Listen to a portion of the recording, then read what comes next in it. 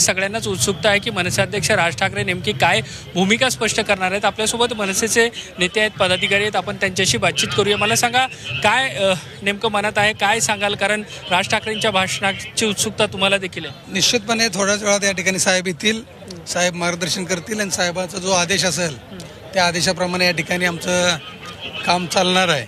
त्यामुळे आम्ही देखील साहेबांच्या आदेशाची या ठिकाणी वाट पाहतोय। मनसे महायुतीमध्ये सहभागी होईल, सहभागी होणार नाही हे सगळे निर्णय मान्य राजसाहेब घेणार आहेत। थोडा वेळ वाट बघा, निश्चितपणे या ठिकाणी राजसाहेब पुढचं धोरण या ठिकाणी जाहीर करतील। अमित शहांसोबत भेट झाली होती, त्याच्यानंतरच ह्या महायुतीच्या चर्चा सुरू झाल्या होत्या।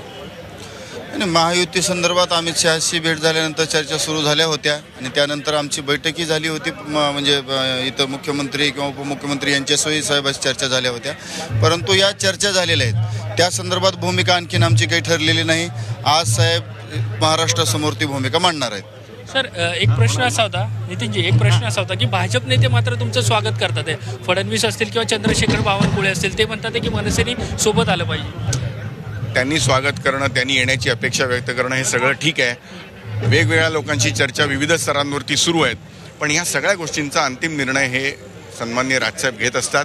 ते पक्षहिताच्या दृष्टीने, पक्षातल्या सर्व सहकाऱ्यांच्या दृष्टीने आणि महाराष्ट्राच्या जनतेच्या दृष्टीने जो हिताचा निर्णय असेल तो ते घेतील। त्यामुळे आम्ही त्यावरती अधिक विचार करत नाही। बाहेर कोणी कुठल्याही पद्धतीने बोलत असलं तरी आमच्यासाठी राजसाहेबांचा आदेश हा अंतिम असतो आणि त्याची आम्ही वाट बघत असतो। इतरत्र कोण काय बोलते ह्याचा आम्ही फारसा विचार करत नाही।